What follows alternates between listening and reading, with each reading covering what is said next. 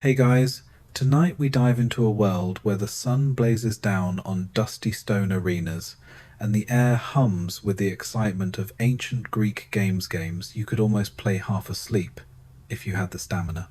You trudge through a bustling agora, the marketplace of ideas and athletic feats, where the scent of olive oil mingles with the dust kicked up by runners and wrestlers alike. Around you, voices shout encouragement, vendors hawk figs and wine, and the occasional stray dog naps in the shade, utterly indifferent to the spectacle unfolding. You probably won't survive this ancient workout without at least a few pulled muscles or a sunburn, but that's part of the charm. These games weren't just about winning, they were about celebrating the human body, the gods, and the city-state's pride. And yes, while you might imagine them as purely serious affairs, there was plenty of room for quirks, odd rituals, and even a bit of cheeky showmanship. So, before you get comfortable, take a moment to like the video and subscribe, but only if you genuinely enjoy what I do here. And hey, why not drop your location and local time in the comments? It's always fun to see where in the world you're tuning in from as we wander through history together. Now, dim the lights, maybe turn on a fan for that soft background hum, and let's ease into tonight's journey together. You find yourself stepping back into the early days of Greek athletics, roughly around the 8th century BCE, when the first whispers of organized competition began to echo through the city-states. The Greeks didn't invent play. Of course, children and adults have been tossing balls and racing since forever, but they were pioneers in turning it into a public spectacle with religious significance. Imagine a dusty field surrounded by cheering crowds, where athletes compete not just for personal glory, but to honor Zeus himself. The earliest games were simple: foot races, wrestling matches, and maybe some basic ball games, all held during religious festivals. These events were as much about community bonding and worship as they were about sport. You might picture a sweaty athlete, olive oil glistening on his skin, preparing to sprint barefoot across a packed dirt track, while a priest offers prayers and sacrifices nearby.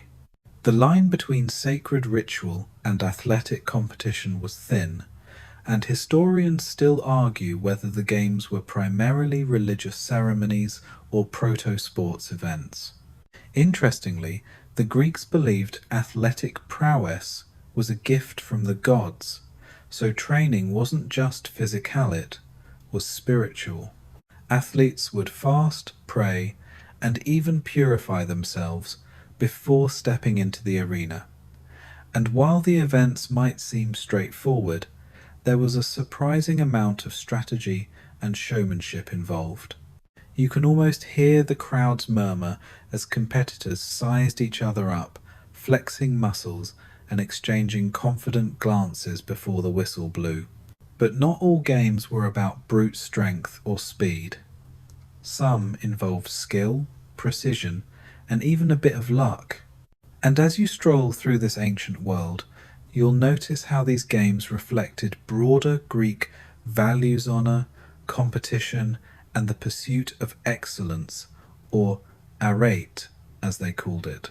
So, as you settle in, imagine yourself as both spectator and participant in this lively scene, ready to explore the fascinating mix of sport, religion, and culture that defined ancient Greek games. Remember, this is just the beginning. There's a whole world of sweaty contests, strange rituals, and surprising stories waiting just ahead.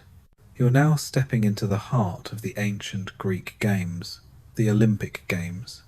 Picture the grand stadium at Olympia, nestled in a lush valley, where the scent of olive trees mixes with the dust kicked up by thousands of eager spectators. The air buzzes with anticipation as athletes prepare to compete not just for medals, but for eternal honour and maybe a few bragging rights that would echo through history. The Olympic Games, which began around 776 BCE, were far more than just athletic contests. They were a sacred festival held every 4 years to honour Zeus, the king of the gods.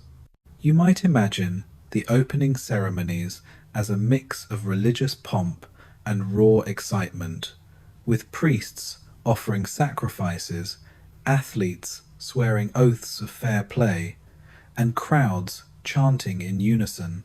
This wasn't just a sporting event, it was a spiritual experience, a pause in the often fractious life of the Greek city, states to unite in celebration. The core events were familiar: foot races, wrestling, boxing, and the pentathlon grueling 5-part contest, including discus, javelin, long jump, running, and wrestling. But the Olympics also featured some surprises.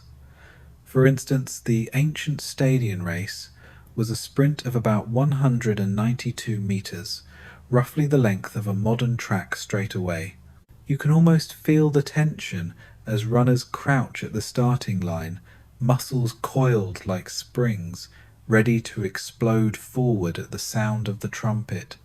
One quirky fact you might not expect: athletes competed naked. Yes, you heard that right.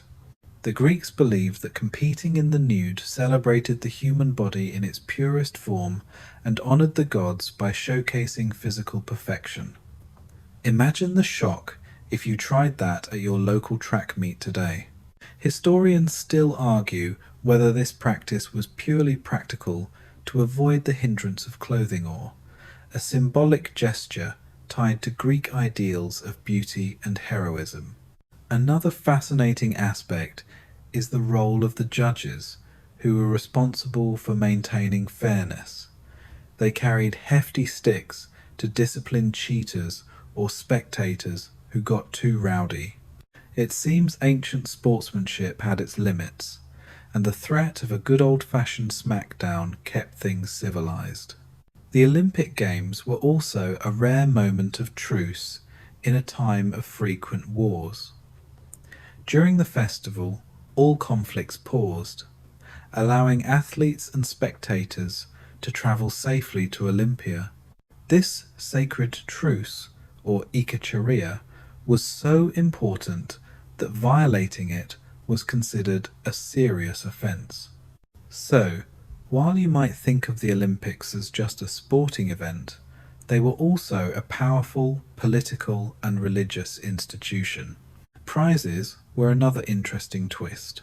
Winners didn't receive gold medals like today, but were crowned with olive wreaths symbolizing peace and victory.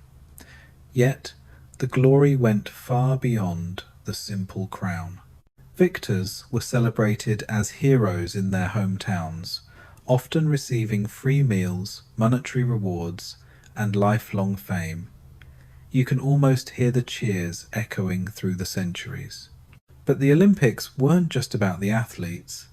They were a cultural festival with poetry, music, and art woven into the celebrations.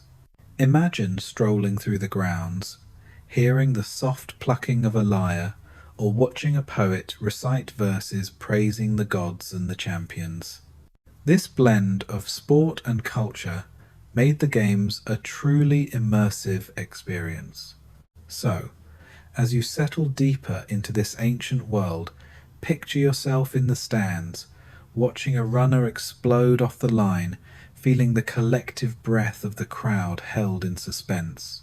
The Olympic Games were a spectacle of human achievement, divine reverence, and communal joyous tradition that, despite the centuries, still resonates with us today. You find yourself drawn into the gritty, sweaty world of wrestling and pancration, the ancient Greek equivalents of what we might now call mixed martial arts, but with a lot more flair and a touch of divine approval. These were the contests where raw strength met cunning and where the line between sport and combat blurred in the dust and sweat of the arena.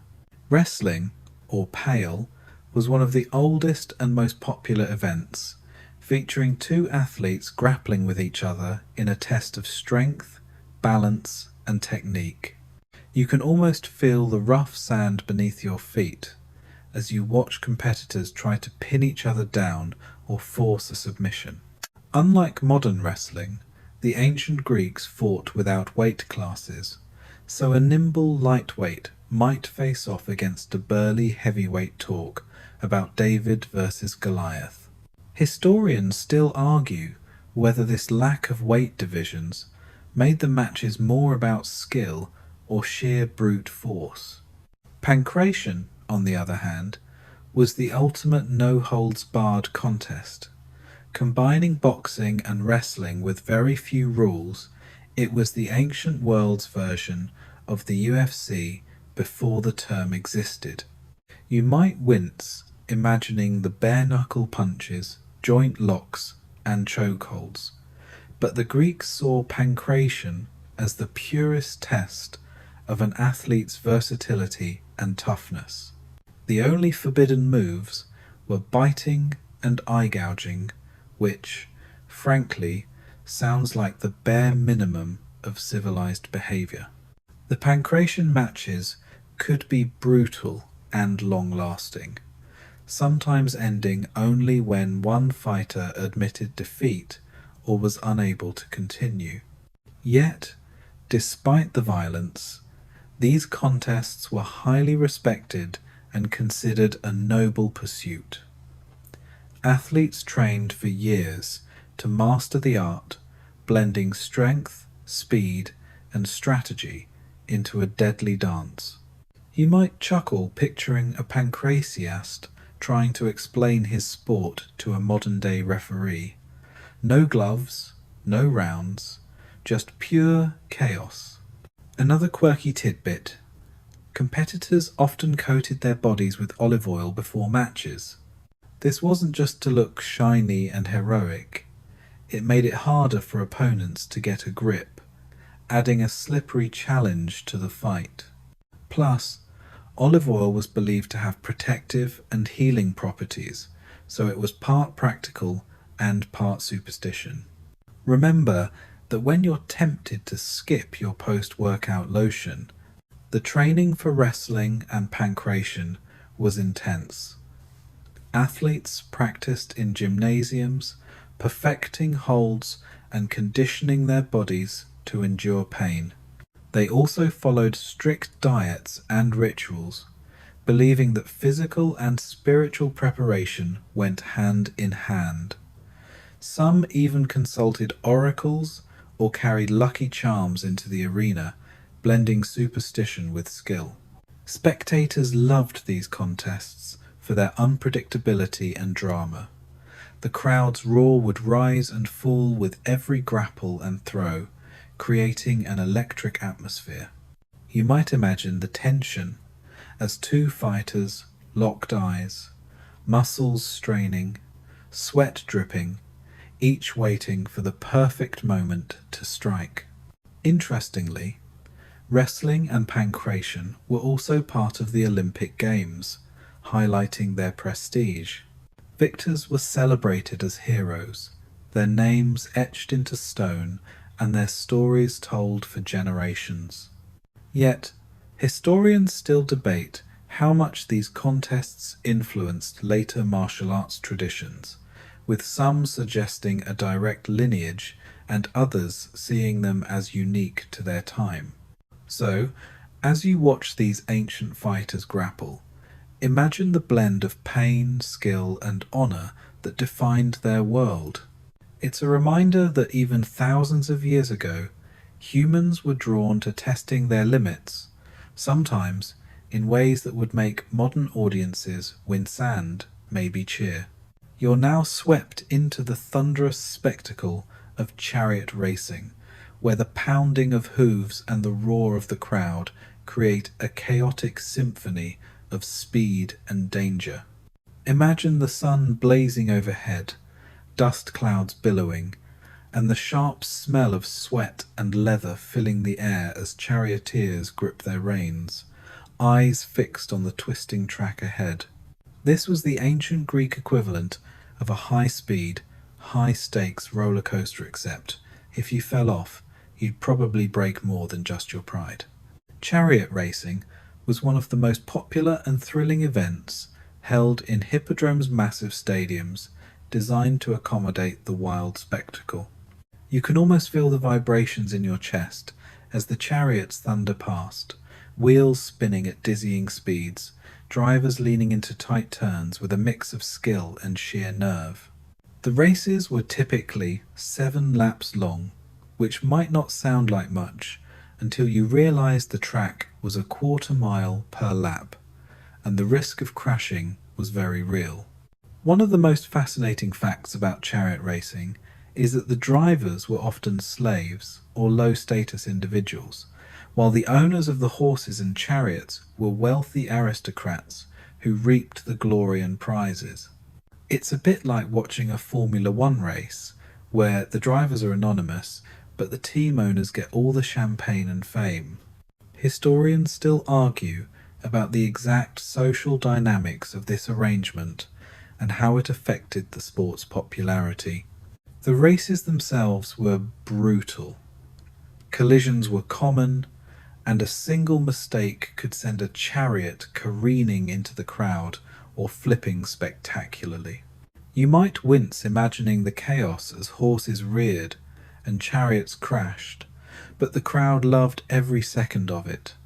Betting was rampant, and fortunes were won and lost on the outcome of a single race. A quirky tidbit: some charioteers were known to use all sorts of tricks to gain an edge, from tampering with their opponent's horses to using secret signals to coordinate with their team. It wasn't just about speed, it was a game of cunning and nerve. You might picture a charioteer slipping a bribe to a rival or whispering encouragement to his horses, who are considered almost as important as the driver. The religious aspect of chariot racing was also significant. Races were often held during festivals honoring gods like Apollo and Poseidon, and winning was seen as a divine favor.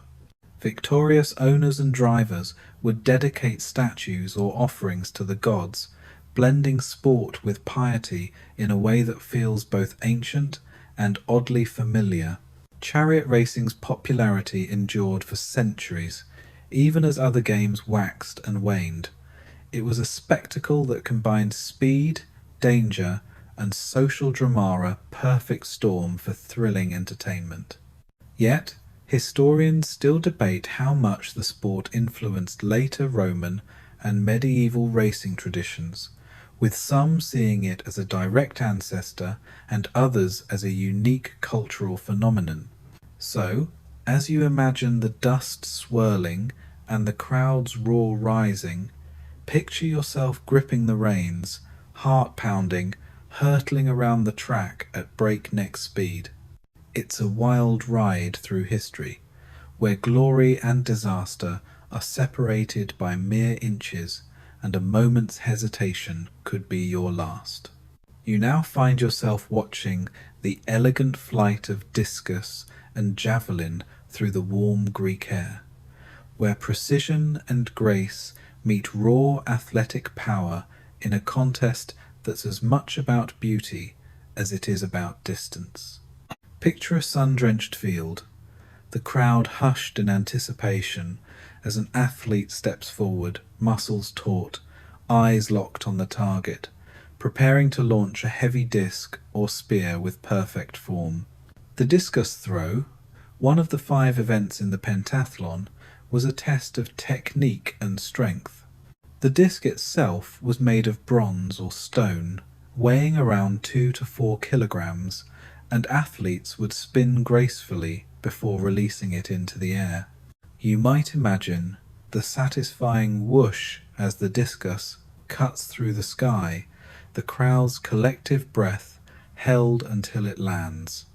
The Greeks admired Not just how far the discus flew, but how beautifully it made a blend of art and sport. Historians still argue whether the discus was originally a hunting tool or purely a sporting invention. Javelin throwing, on the other hand, was a skill borrowed from warfare. The javelin was a light spear, and accuracy was just as important as distance.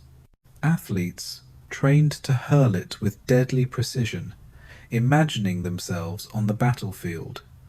Some contests even included a target to test aim, adding a layer of complexity.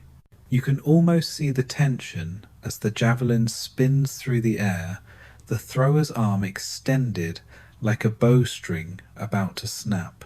A quirky detail: some athletes used leather straps called ankyle wrapped around their fingers to improve grip and add spin to the discus or javelin. It's like ancient sports tech. Think of it as the Greek version of a modern glove or grip enhancer. This little innovation could mean the difference between a mediocre throw and a record-breaking one. The training for these events was rigorous. Athletes practiced their technique tirelessly, often under the watchful eye of a coach who'd shout corrections and encouragement. Diet and physical conditioning were crucial too, as the muscles needed to be both strong and flexible. Some athletes even used massage and oil treatments to keep their bodies in peak condition. Remember that olive oil from earlier? The cultural significance of discus and javelin was profound. They were seen as symbols of the ideal warrior athlete, embodying the balance between strength, skill, and elegance. Victories in these events brought great honor, and statues often depicted athletes in mid-throw capturing the moment of perfect form for eternity. Interestingly, these events also had a spiritual dimension. Throwing the discus, or javelin, was sometimes part of ritual ceremonies, linking athletic prowess with divine favor. Some scholars debate how much this religious aspect influenced the rules and presentation of the contests. So, as you watch the discus soar through the air, or the javelin spin toward its target, imagine the ancient crowd's awe and the athlete's focused calm. It's a moment where human skill meets natural beauty, a timeless dance of power and precision that still captivates us today. You find yourself wandering away from the grand stadiums and into the quieter corners of ancient Greece, where lesser-known ball games unfold on dusty fields and in shaded courtyards. These games, often played casually among friends or during smaller festivals, offer a glimpse into the playful side of Greek life games you could almost play half asleep, yet still full of fun and surprising complexity. One such game was Episkyros, a rough and tumble ball game that historians think was a kind of ancient football or rugby. Picture two teams trying to move a ball across a marked boundary using any part of their bodies except their hands, though some accounts suggest hands were allowed, which keeps scholars debating. The game was fast-paced and physical, with players pushing and shoving, trying to outmaneuver their opponents.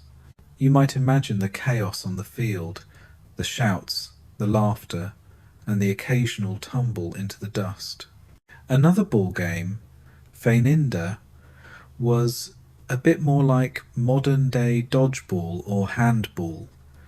Players would throw the ball to each other, sometimes feinting or pretending to pass to confuse their opponents. The name itself comes from the Greek word for deceive, highlighting the game's playful trickery. You can almost hear the teasing calls and the quick dodges as players try to catch or avoid the ball. These games weren't just for kids or casual fun. They had social and even educational roles. Playing ball games helped develop coordination, teamwork, and strategic thinking. In some cases, they were part of military training, preparing young men for the physical demands of battle. Historians still argue about how formalized these games were and how widespread their popularity was across different city-states. A quirky fact: some ball games involved balls made from inflated animal bladders, sometimes covered with leather. Imagine the squeaky, slightly lopsided balls bouncing unpredictably across the field. Definitely not the perfectly round, high-tech balls we're used to today. And if you thought modern sports injuries were bad, ancient players probably dealt with a fair share of bruises and scrapes, all without the luxury of modern bandages. Interestingly, these ball games often had no fixed rules or referees. The spirit of the game was more important than strict regulation, and disputes were likely settled with good-natured banter or a friendly rematch. This relaxed approach contrasts sharply with the highly formalized Olympic events, showing the diversity of play in ancient Greek culture. You might also be surprised to learn that some of these games were played by women and children, though the evidence is patchy and debated among scholars. It seems that while official athletic competitions were mostly male domains, informal games offered more inclusive spaces for fun and exercise. So, as you imagine yourself tossing a lopsided ball with friends under the warm Greek sun, remember that play has always been a universal language, whether in grand stadiums or quiet courtyards. These ancient ball games remind us that sometimes the simplest games bring the most joy, even if you're only half awake. You're now lacing up your ancient sandal sore. Well, imagining doing so as you prepare to sprint through the history of foot races in ancient Greece. These races were some of the earliest and most straightforward competitions, yet they held a surprising depth of meaning and variation. Picture a dusty track, lined with cheering spectators, the sun warming your back as you take your mark. The most famous foot race was the Stadion, a sprint roughly 192 meters long, about the length of a modern straightaway. It was the marquee event of the Olympic Games, and winning it was akin to becoming a legend overnight. Imagine the tension as runners crouched, muscles coiled, waiting for the trumpet's blast to launch them forward. The Stadion was a pure test of speed and explosive power, a brief but intense burst of human energy. But foot races in ancient Greece weren't limited to just the Stadion. There was the Dialos, a double Stadion race, essentially a sprint down the track and back, testing not only speed but also stamina and strategy. Then there was the Dolichos, a long-distance race ranging from 7 to 24 laps around the stadium, which could last up to several kilometers. You can almost feel the pounding of feet and the rhythmic breathing as athletes pushed their limits over this grueling distance. One quirky fact: runners competed completely naked, just like other athletes, to celebrate the body's form and perhaps to avoid the hindrance of clothing. You might wince imagining the sunburns and scrapes, but hey, fashion was not the priority. Historians still argue about the exact starting mechanisms, say a simple shout or trumpet blast. Others suggest a more complex system involving a starting line barrier called the hisplex that dropped to signal the start. The races were more than just physical contests. They were deeply symbolic. Foot races represented the human struggle against time and mortality, a fleeting moment of glory in an otherwise uncertain life. Victors were immortalized in poems and statues, their names echoing through generations.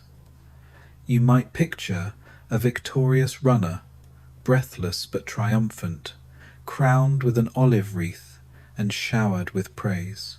Training for these races was no joke. Athletes practiced running on uneven terrain, worked on their breathing, and developed techniques to conserve energy over longer distances. Some even used special diets and massages to keep their legs in top shape. Remember that olive oil from earlier? It was a staple for both training and competition. Interestingly, foot races also had a social dimension. They were occasions for city-states to showcase their best athletes, and rivalries could be fierce.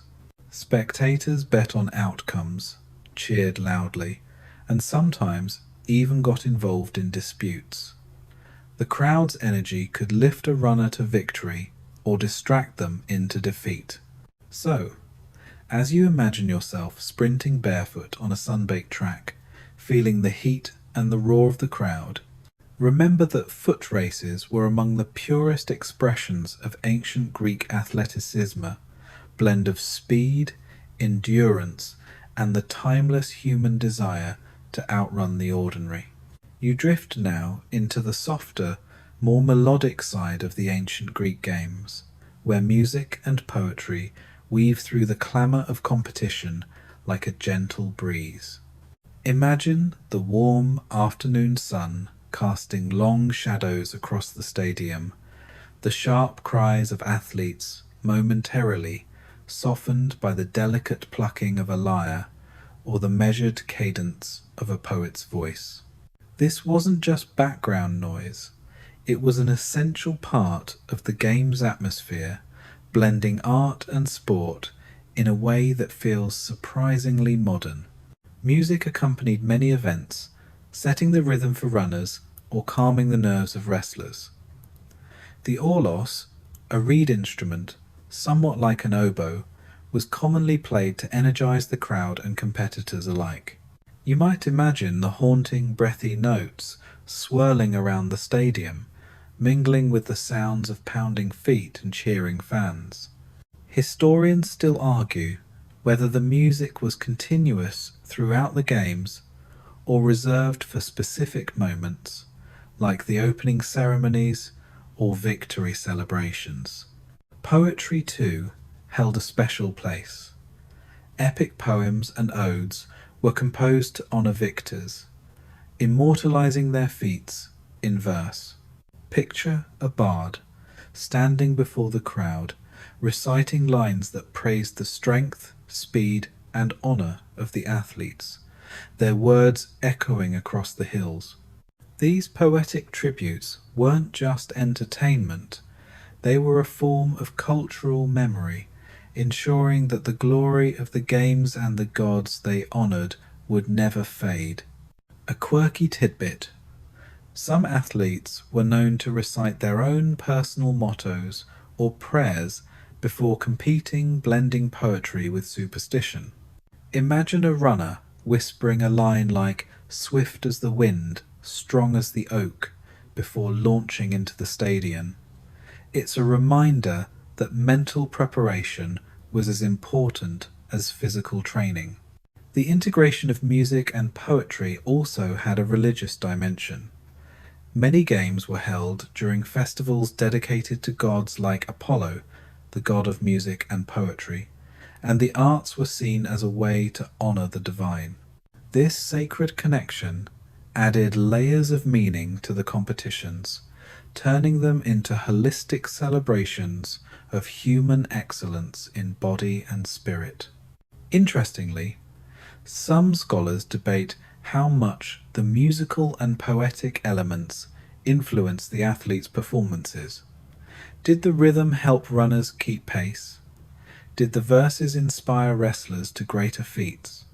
The answers remain elusive, but the presence of art in these games certainly enhanced their emotional and cultural impact. So, as you listen to the imagined strains of lyres and the echo of heroic verses, picture the ancient games not just as contests of strength and speed, but as vibrant festivals where the senses were fully engaged. It's a reminder that in ancient Greece, sport and art were two sides of the same coin, each enriching the other in a timeless dance. You drift now into the shadowy corners of ancient Greek athletic culture, where the presence and participation of women in the games remain a fascinating and hotly debated topic. Imagine the bustling stadiums and crowded gymnasiums, where men compete fiercely, muscles glistening with olive oil, while the question lingers, where were the women? Were they mere spectators, or did they play a more active role than history traditionally admits? Officially, women were excluded from most major athletic competitions, especially the Olympic Games, which were strictly male domains. Married women, in particular, were forbidden from attending the Olympics under penalty of death talk about harsh crowd control. Yet, unmarried women and priestesses sometimes had special privileges, and some festivals, like the Haraya, were dedicated exclusively to female athletes.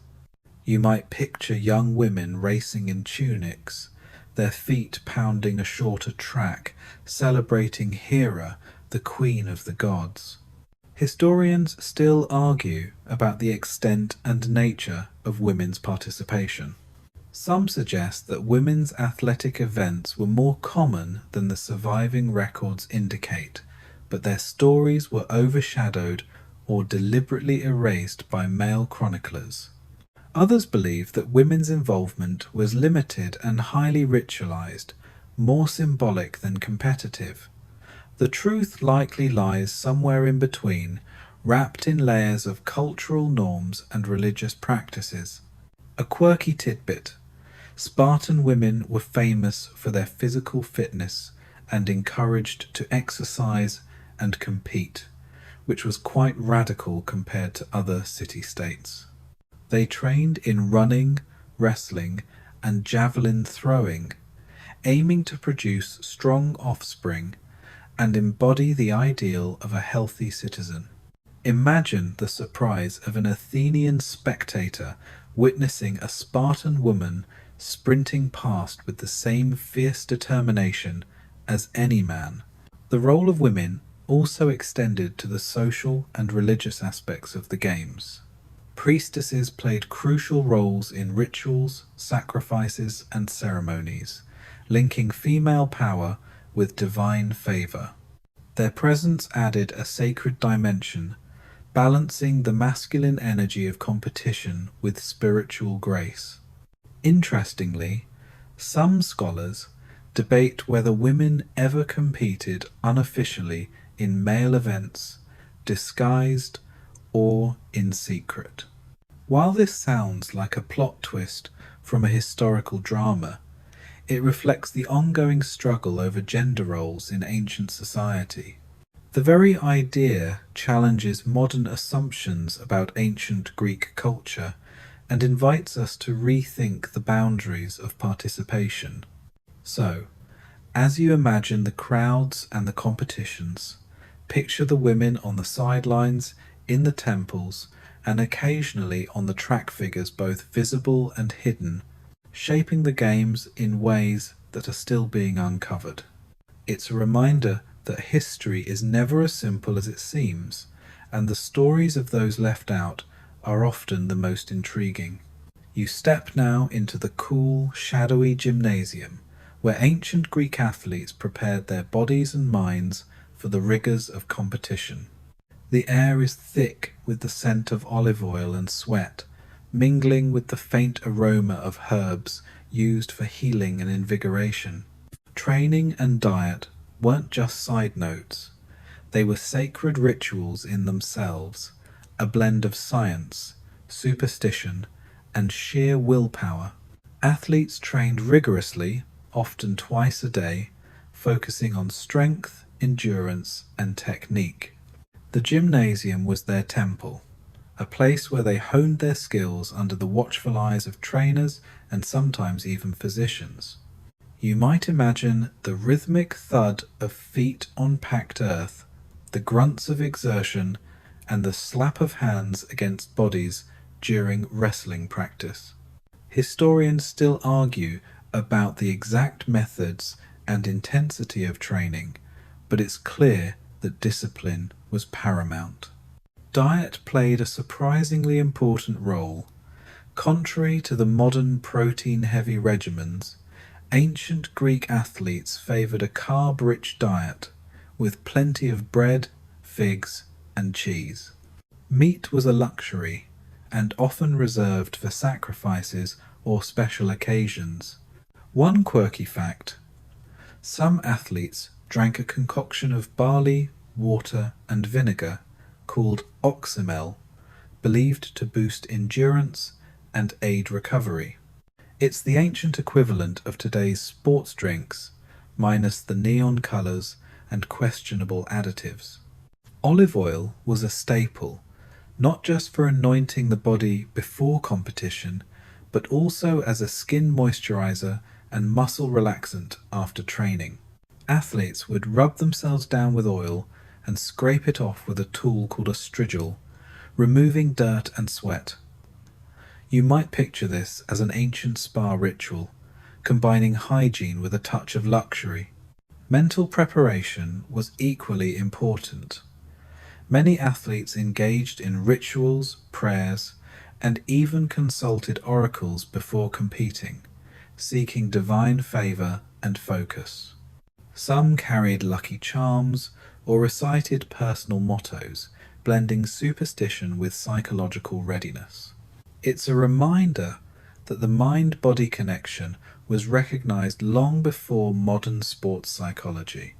Interestingly, some city-states had public training facilities funded by the government, emphasizing the social importance of athletic excellence. In places like Sparta, training started from childhood, reflecting a culture that prized physical prowess as essential for citizenship and survival. So, as you imagine yourself in this ancient gym, the scent of olive oil thick in the air and the sound of steady training all around, remember that behind every glorious victory was countless hours of sweat, discipline, and sometimes strange potions. It's a world where the pursuit of excellence was both an art and a science, wrapped in rituals that feel both familiar and wonderfully foreign. You now step into the celebratory aftermath of the games, where the victors bask in glory far beyond the fleeting moment of crossing the finish line or pinning an opponent. Winning in ancient Greece wasn't just about personal pride. It was a ticket to social elevation, honor, and sometimes even political power. Imagine the cheers echoing through your hometown as you return, crowned with an olive wreath, your name chanted by admirers young and old. Prizes in ancient Greek games were surprisingly modest compared to today's gold medals and cash rewards. The most famous was the olive wreath, a simple crown made from wild olive branches sacred to Zeus. But this humble crown carried immense symbolic weight, representing victory, divine favor, and eternal honor. Victors were often immortalized in poems, statues, and public inscriptions, ensuring their names lived on long after their bodies had returned to dust. Beyond the wreath, winners frequently received tangible rewards. Some city-states granted free meals for life, monetary gifts, or even tax exemptions. Imagine the envy of your neighbors as you stroll through the marketplace, your pockets a little heavier, and your status unmistakably elevated. Historians still argue about how consistent these rewards were across different regions and periods, but the social prestige was undeniable. A quirky tidbit: some victors were given the right to marry into noble families or were granted seats of honor at public events. It's like winning a sports championship today and suddenly getting invited to all the VIP party sexcept, with more togas and fewer selfies. The social mobility that athletic success could provide was remarkable in a society otherwise rigidly structured by birth. The honor extended beyond the athlete, to their family and city-state. Victories were seen as collective achievements, boosting civic pride and sometimes even influencing political alliances. Cities would celebrate their champions with festivals, processions, and public feasts. You can almost hear the trumpets and see the banners fluttering as your hometown parades you through the streets. Interestingly, some athletes used their fame to launch political careers or gain influence in their communities. The line between athlete and statesman was sometimes blurred, especially in democratic Athens, where public acclaim could translate into real power. Historians still debate how common this was, and whether athletic success was a reliable path to political clout. So, as you imagine yourself draped in olive branches and surrounded by adoring crowds, remember that victory in ancient Greece was about far more than sport. It was a gateway to honor, privilege, and a place in the collective memoria legacy that could outlast even the gods themselves. You're now stepping into the curious world of ancient Greek superstitions and rituals that surrounded the games, those quirky, sometimes baffling practices athletes and spectators believed could tip the scales of fate. Imagine the nervous energy before a race or match, thick with whispered prayers, lucky charms, and odd habits that might seem downright strange to a modern eye.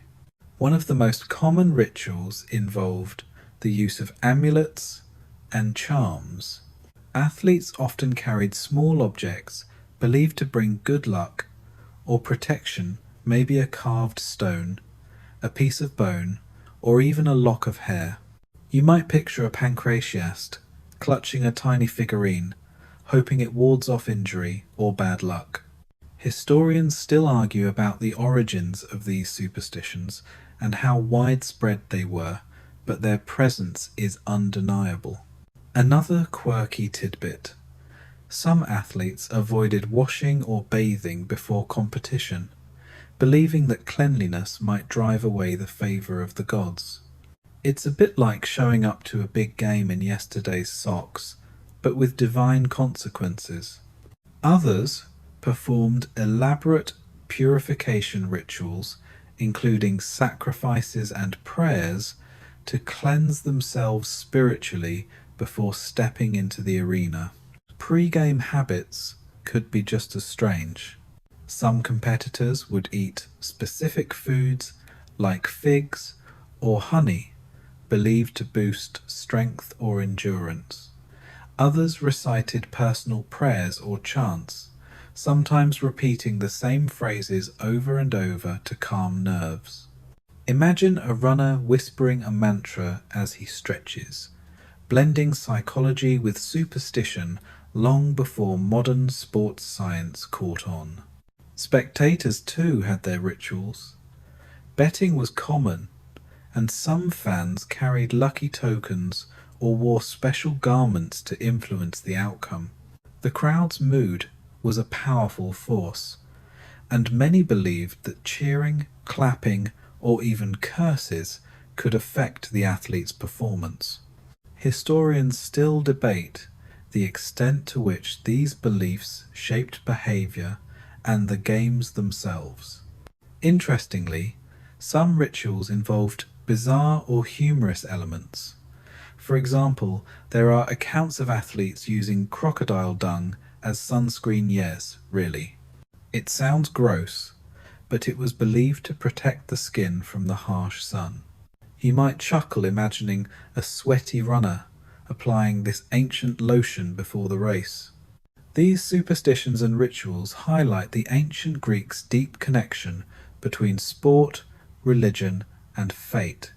Competing wasn't just about physical skill, it was a spiritual endeavor where success depended as much on divine favor and luck as on training and talent.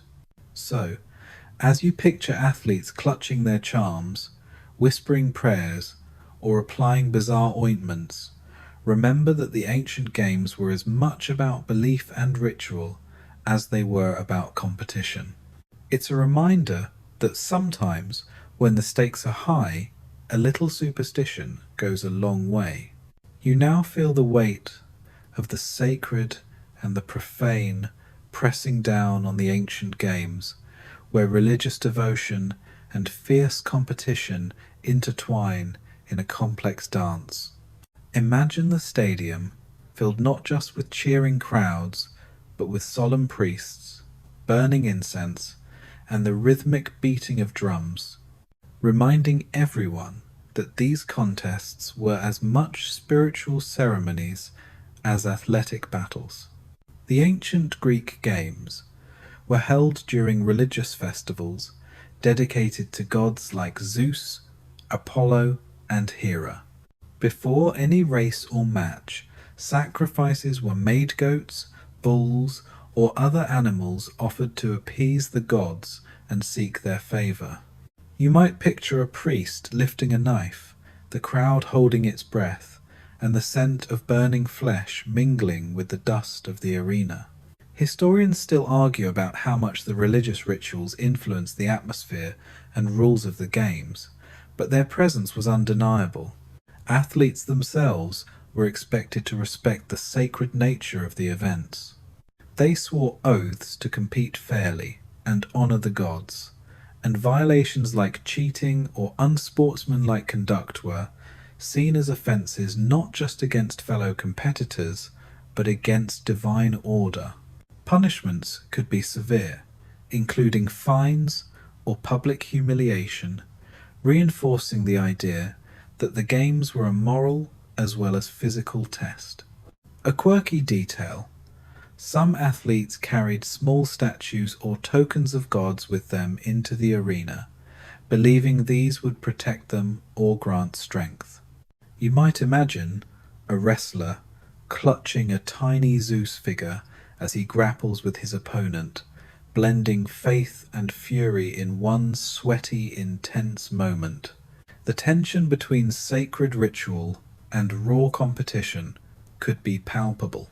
On one hand, the games were a celebration of human excellence and divine favor. On the other, they were fierce contests where tempers flared and the desire to win sometimes overshadowed piety. It's a dynamic that feels surprisingly familiar, echoing the modern world's blend of sportsmanship and rivalry. Interestingly, some festivals included both athletic and theatrical competitions, blurring the lines between sport, art, and religion. This fusion highlights how the Greeks saw human achievement as a holistic expression of body, mind, and spirit. So, as you imagine the incense smoke curling above the stadium and the solemn prayers mingling with the roar of the crowd, remember that the ancient games were a sacred theatre where gods and mortals met.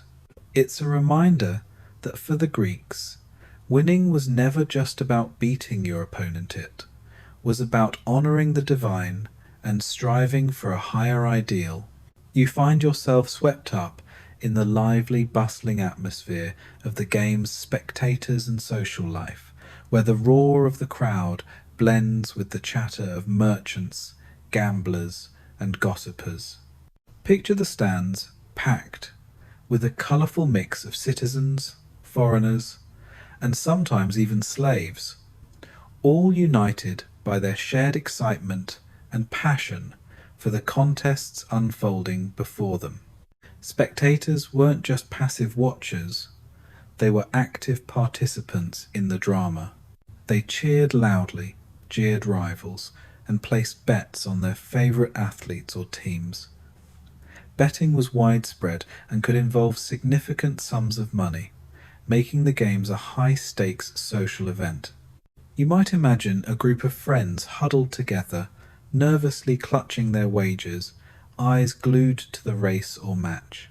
Historians still argue about how regulated betting was and how it influenced the behavior of both athletes and fans. The social aspect extended beyond the arena.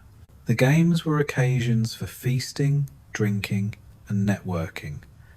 Vendors sold food and drink, from simple bread and figs to more indulgent treats like honey cakes and wine.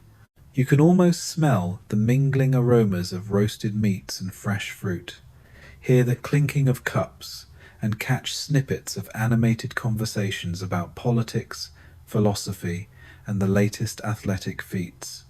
A quirky tidbit: some spectators brought personal lucky charms or wore special garments believed to influence the outcome.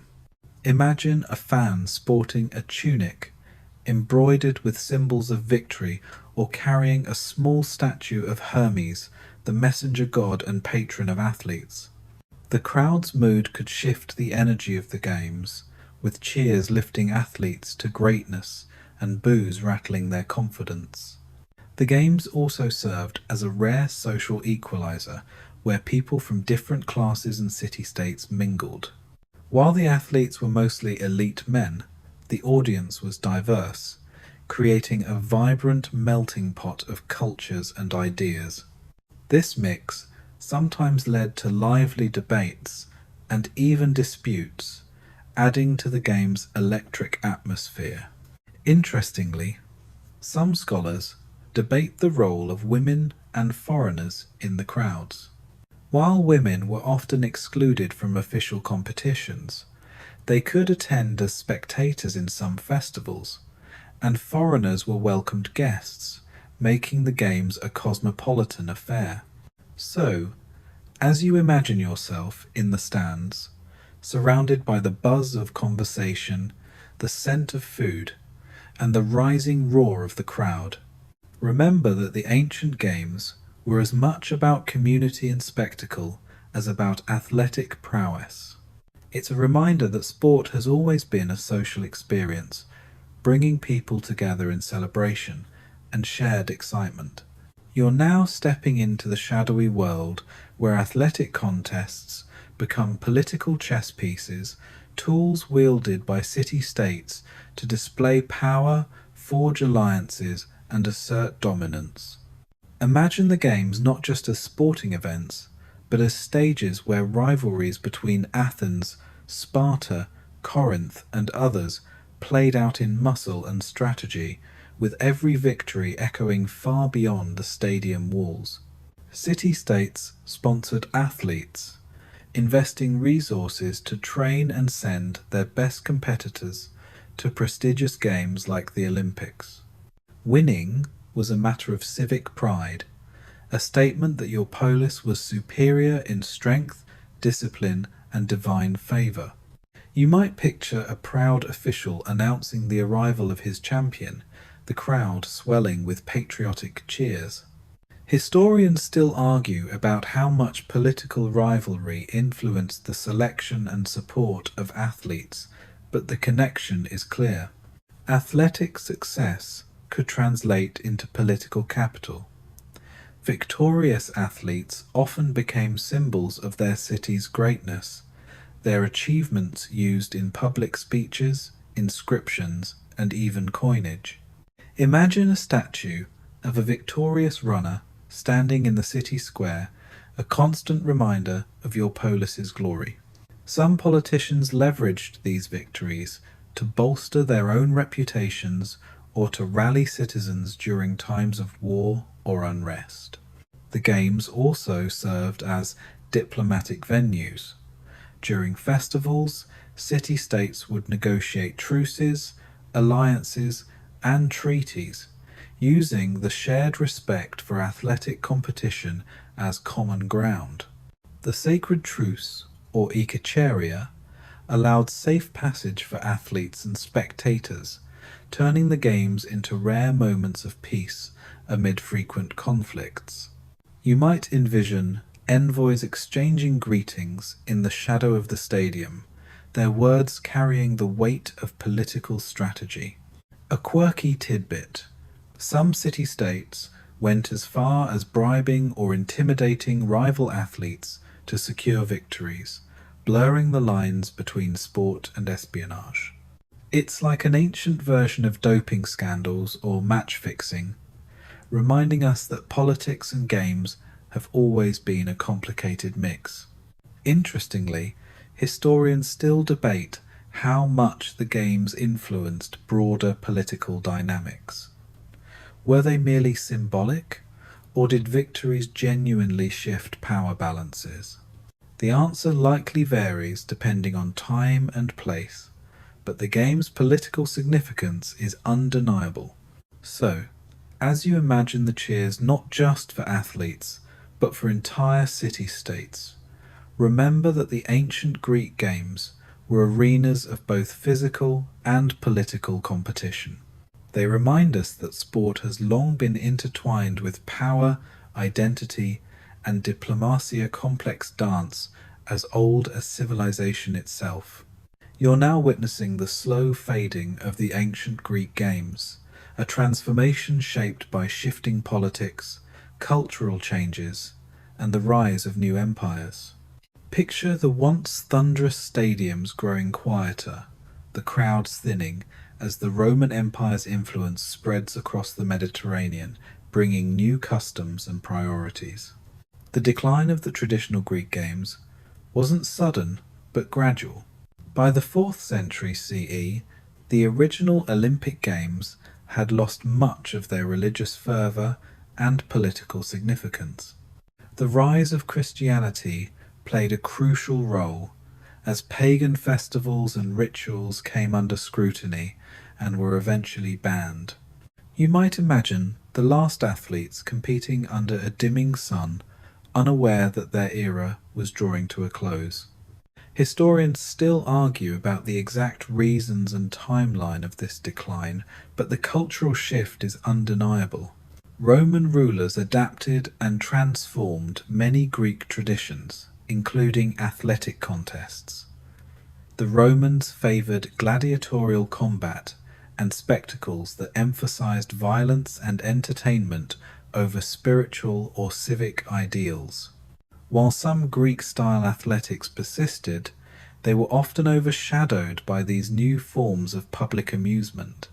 You can almost hear the crowd's roar, shifting from cheers for runners to gasps at gladiator duels. A quirky tidbit: some ancient sources mention attempts to revive the games or hold smaller festivals in the Greek style, but these were often pale imitations lacking the original spirit. Imagine a faded statue of Zeus, watching over a nearly empty stadium, an echo of glory long past. Despite the decline, the legacy of the Greek games endured. Their ideals of competition, honour, and physical excellence influenced later cultures and eventually inspired the modern Olympic movement centuries later. Historians still debate how much continuity there was between ancient and modern traditions, but the connection is clear. So, as you picture the quieting arenas and the last flickers of torchlight, remember that even great traditions must evolve or fade. The ancient Greek games remind us that history is a living story, sometimes ending, sometimes transforming, but always leaving traces for us to discover and cherish. You find yourself stepping into the dusty trenches of archaeological digs, where fragments of ancient stadiums, statues, and equipment whisper stories of the Greek games long past. Imagine the thrill of uncovering a broken discus, a worn-out sandal, or a faded inscription, each piece a tangible link to the athletes who once competed with sweat and spirit under the Mediterranean sun. Archaeologists have unearthed numerous sites across Greece, from Olympia's grand stadium to smaller local gymnasiums, revealing the physical spaces where these ancient games unfolded. You might picture teams of researchers carefully brushing away centuries of dirt, piecing together the layout of tracks, wrestling grounds, and spectator stands. These discoveries have transformed our understanding of how the games were organized and experienced. One fascinating find is the remains of training equipment, like weights and throwing tools, which show that athletes use specialized gear to hone their skills. Imagine holding a stone halter used for strength training, feeling the rough surface worn smooth by countless hands.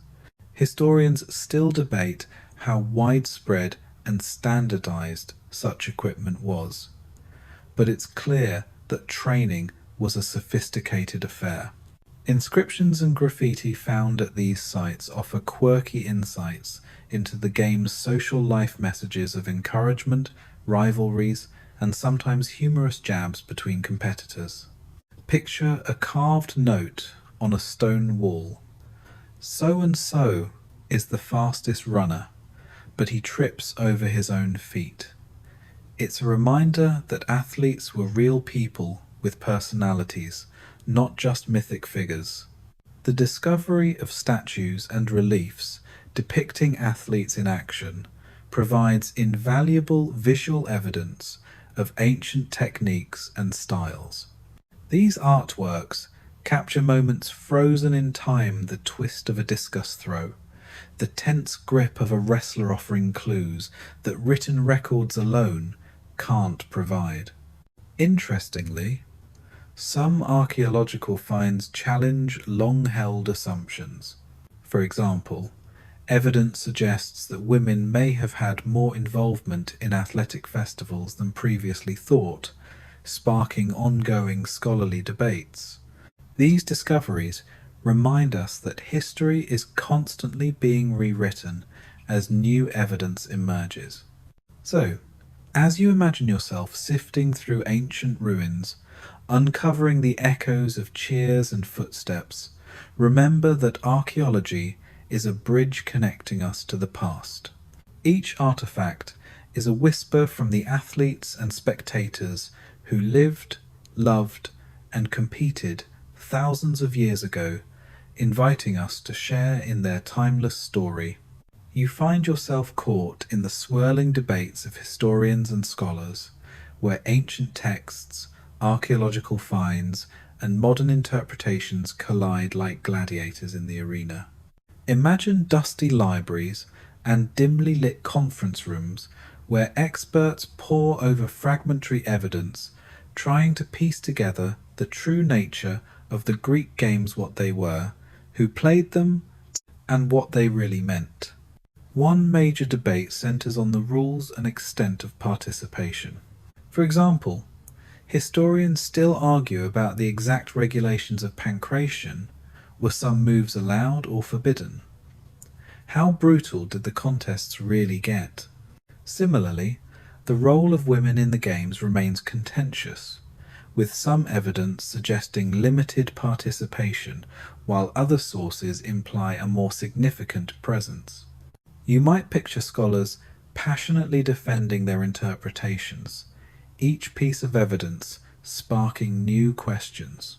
Another hot topic is the cultural impact of the games. Were they primarily religious festivals, civic celebrations, or proto-sports events? The answer is complex. Some argue that the games were deeply spiritual, with rituals and sacrifices at their core, while others emphasize their social and political functions. This ongoing debate highlights how the games served multiple purposes, reflecting the multifaceted nature of ancient Greek society. A quirky point of contention involves the use of performance-enhancing substances. Ancient texts mention mysterious potions and diets, but historians still debate whether these were widespread or effective. Imagine a scholar speculating about ancient energy drinks made from honey and herb sealy doping, or just superstition. The interpretation of archaeological evidence also fuels debate. For instance, The discovery of certain artifacts or inscriptions can be read in different ways, leading to contrasting theories about training methods, athlete status, or even the popularity of specific events. It's a reminder that history is often a puzzle with missing pieces. Interestingly, new technologies like 3D scanning and chemical analysis are helping resolve some questions, but they also raise new ones.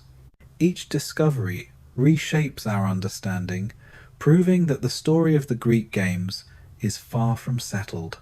So, as you imagine yourself amidst this scholarly hustle, remember that history is a living dialogue conversation across time, where each voice adds depth and nuance. The ancient Greek games remain a fascinating mystery, inviting us to keep asking, exploring, and imagining. You're now stepping into the vibrant world where ancient Greek games echo through time, inspiring the modern sports and Olympic traditions we know today. Imagine the bright lights of a contemporary stadium, the roar of a global crowd, and the familiar rituals that trace their roots back thousands of years to those dusty arenas of Olympia. The revival of the Olympic Games in 1896 was a deliberate nod to the ancient tradition, spearheaded by Pierre de Coubertin, who admired the Greek ideals of athleticism, competition, and international unity. You might picture the first modern athletes stepping onto the track, aware of the weight of history beneath their feet. The olive wreath was replaced by medals, but the spirit of striving for excellence remained. Many modern sports owe their origins to ancient Greek events. Track and field, wrestling, boxing, and the pentathlon are direct descendants of their ancient counterparts. Even the concept of amateurism and fair play echoes Greek values, though with some modern twists. Historians still argue about how much the ancient ideals shaped the modern Olympic movement versus contemporary cultural influences. A quirky tidbit: the Olympic flame, lit in Olympia and carried to the host city, is a modern invention inspired by ancient fire rituals, but not a continuous tradition. It's a symbolic link, blending ancient myth with modern spectacle. You might smile, imagining ancient Greeks watching the torch relay and wondering what all the fuss was about. The Olympic motto, Citius, Altius, Fortius, faster, higher, stronger, captures the essence of Greek athletic aspiration, even if the actual events and rules have evolved.